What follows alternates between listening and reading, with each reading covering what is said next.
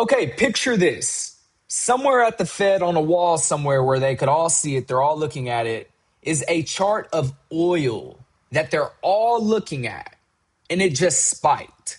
And this is right when they were trying to convince everybody that inflation was quietly and slowly gliding back down to their 2% target.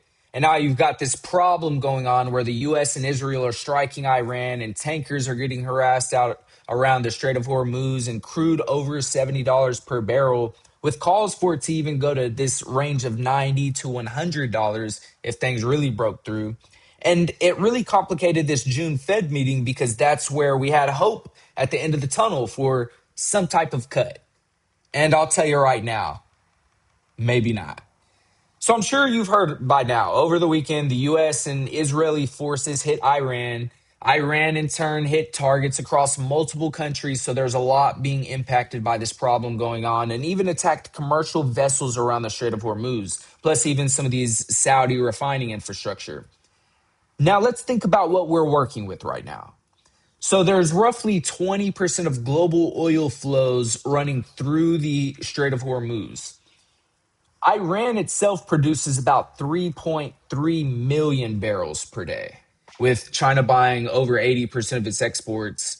It's not crazy that analysts are now calling for this scenario, or at least expecting and planning around and strategizing around a scenario where crude spikes to over $90 per barrel if this issue worsens. And then, even in a true worst case scenario, jumps to around $130 per barrel.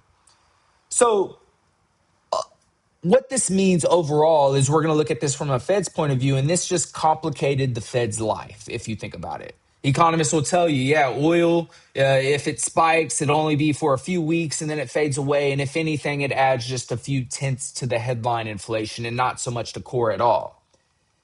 It's now seeming like that argument is just this optimistic template because we saw back in June 2025 when Israel hit Iranian nuclear facilities, crude briefly popped back above $80, then drifted back towards $70, and the global economy mostly shrugged at all of that going on.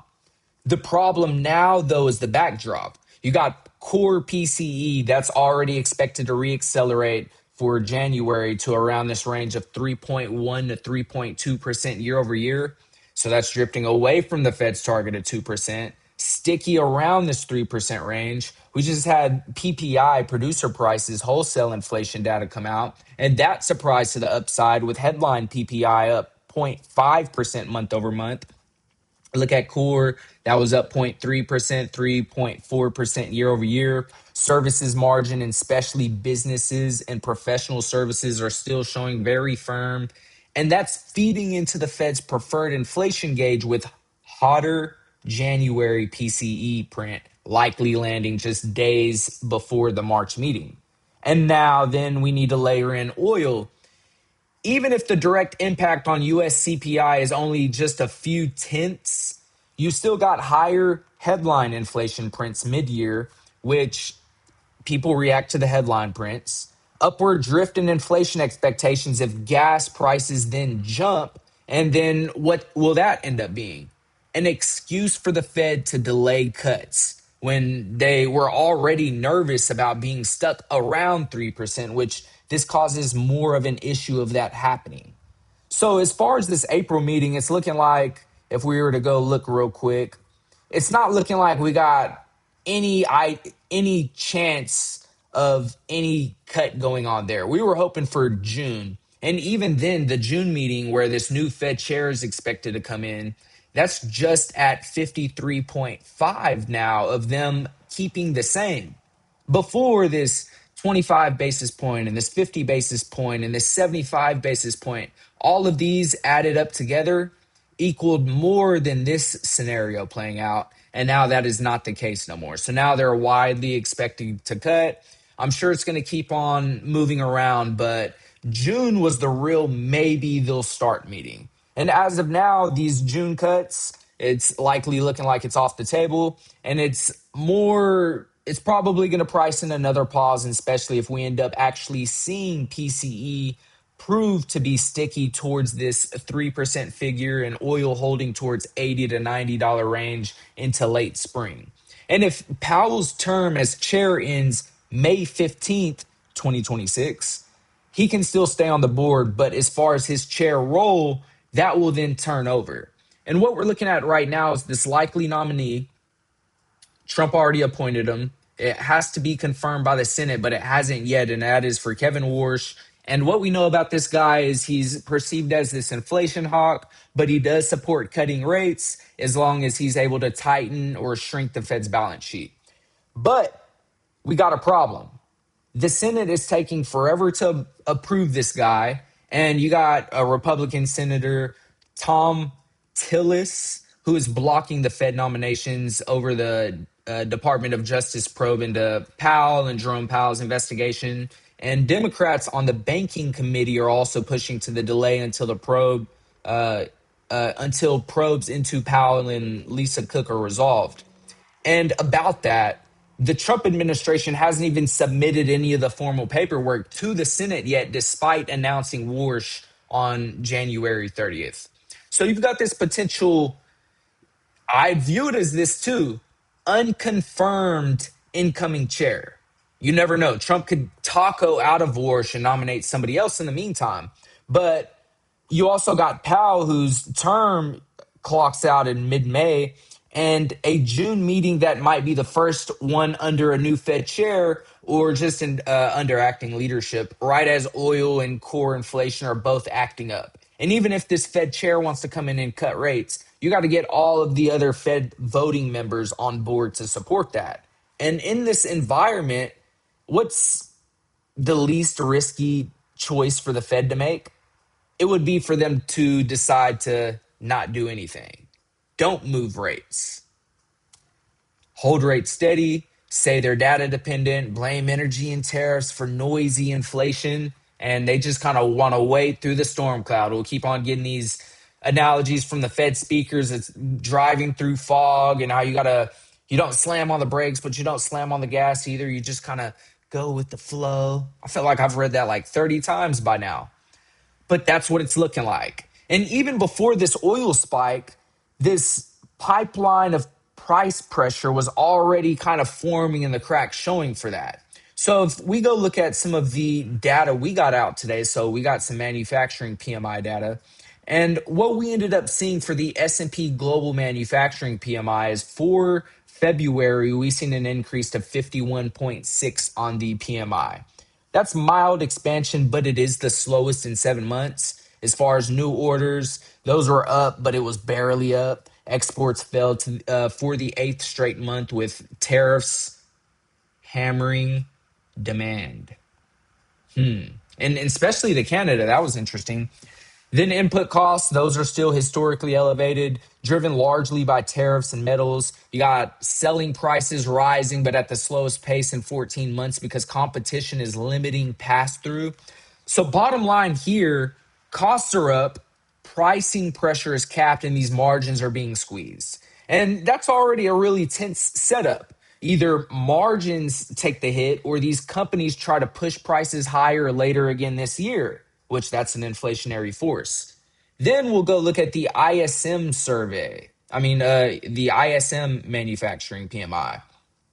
And this one was even louder about inflation. So manufacturing PMI, this one came in at 52.4. That was the slowest, that was the second month of, second month of expansion after a long contraction stretch. Prices index at 70.5. Big jump from January. That one was up 11.5 points. That's the highest June since 2022, driven by aluminum, steel, critical minerals, electronics, and you guessed it, tariffs. Backlog of orders, 56.6. That's the highest since mid-2022. Customers' inventories, those are still too low is how they're describing it. Imports picking up, they're at 54.9, likely pulling in more tariff-laden inputs. So manufacturers are telling you that input costs are rising again. Tariffs are part of it. Demand is okay, yeah, but it's not too amazing. And inventories at customers are low. our backlogs are building, and prices we pay are surging. And then just add that to the pie that we're baking, y'all. I love pie. The pie of that, and then oil spikes and freight costs likely to tick up, and insurance risk premium on global shipping rising. That's how you get a second wave of inflation, of cost push inflation risk. Just right when the Fed was hoping the first one had actually faded away. So, where do we actually go from this? I was kind of thinking about it. And there's really two inflationary scenarios that at this point we could come up with. And you don't even have to be a genius. One would be that this US and Iran conflict really cools down. It's short, it's contained. And yeah, there's some harassment going on in the Strait of Hormuz, but it remains open and oil still flows through there. There's no major damage to Saudi or UAE export terminals. OPEC uses some of its spare capacity and it gets going. The U.S. SPR and other strategic reserves can also be tapped if needed be. And then we just see oil stay really contained around this 70 to 90 band for quite a few months. Then eases as some of these risks cool down, which in this case, the inflation impact would likely be this headline inflation pops a bit in Q2, Q3 looking out. Core stays mostly driven by services, wages, tariffs, metals, supply chain, pretty much all that noise. The Fed reaction would still be not to cut. June likely stay hold unless there's clear deaccelerating and oil has already come down. They'll likely lean heavily on messages such as energy shocks are usually temporary and we need more confidence inflation is heading back to 2% before easing. This is more the higher for longer, but it's not like a full-blown crisis. Like everything's under control. We're not like talking about that H word. They're not throwing around the rate hike. Now, the second scenario, this one would be more disruptive and damaging to the infrastructure. This is where things could really get disorderly, where tanker traffic through Hormuz is seriously disrupted by means of mines or missile strikes going on in the area, or repeated harassment that makes insurers bail, where insurance companies don't want anything to do with that area at all. Iran or proxies hit export terminals or critical pipelines in Saudi or elsewhere. That OPEC spare capacity we were talking about, in this scenario, what would end up happening is that it would be hard to physically deliver, even if it were there and ready to go.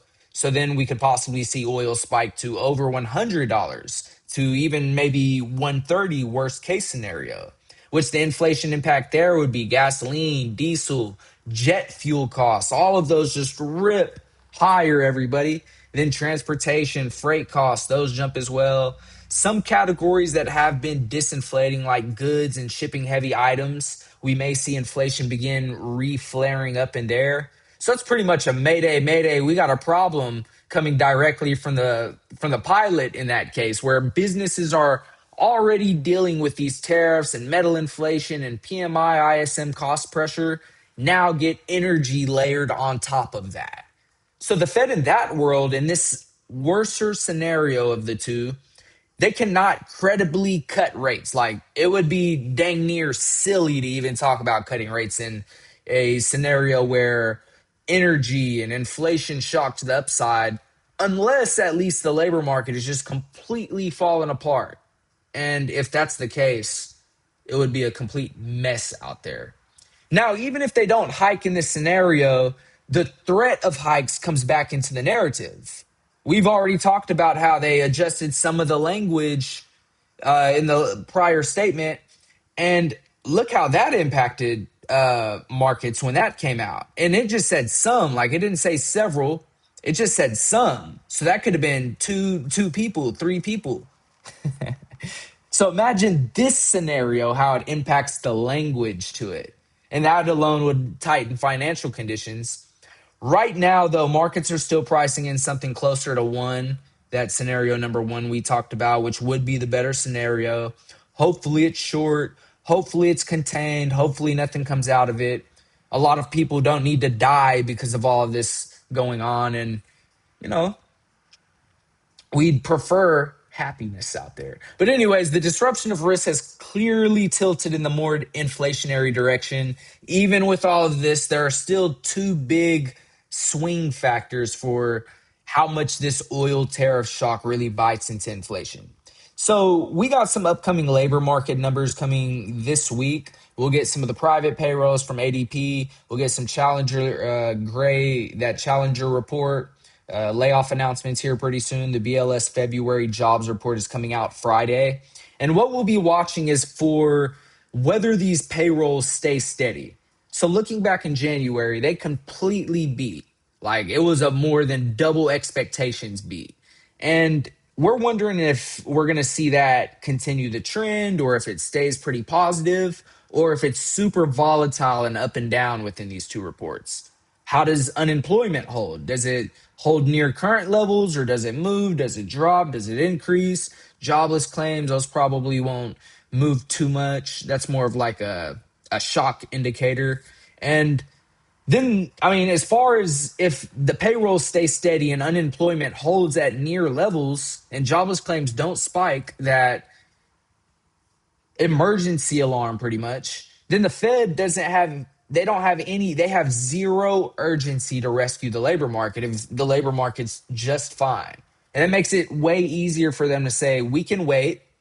Underlying inflation is still near 3%, everybody, and we're not in a rush to do anything with rates. Stay patient out there. And the only thing that could force them to cut rates in this environment would be a clear sustained deterioration in employment and hiring. And from the surveys, the ISM shows that prices are up and backlogs are up and customers' inventories are low, and the S&P Global shows input costs are elevated and selling prices are rising more slowly, margins under pressure. So companies pretty much have three choices if oil and input costs keep on rising. They can eat costs, which then margins fall, earnings get compressed. They could pass them on where goods inflation reaccelerates. Then the Fed's going to magnify inflation, or they could cut volume, capex, or headcount, where we then see growth in the economy slow and labor weakens. Pretty much any mix of these are possible, but each path has more of a different feel to it. So whether it's a profit squeeze or softer equities, stock sell-off as a response, or higher inflation with a more hawkish Fed, or even this growth scare where there's potentially cuts being priced back in. So we don't know about any cuts this year. Markets were really hopeful for two. I'm thinking one would be pretty hopeful, maybe even zero. We'll probably get zero, but you never know. They might try to work one in for this year. So right now, the messaging from both PMIs is that they're trying to pass some prices through, but competition is limiting their ability to do that. And if energy stays elevated, that tension, it just only gets worse. So we went from 2025 where the theme was, all right, we're almost back to target, just a little bit more patience. Like we're almost there. I can see it. And then in 2026, it's like, man, we were silly looking back. We may be stuck in this 3% world where everything is working and making it harder to leave. So that's what I got for us, everybody. Hope your weekend was awesome, and I'll see you tomorrow.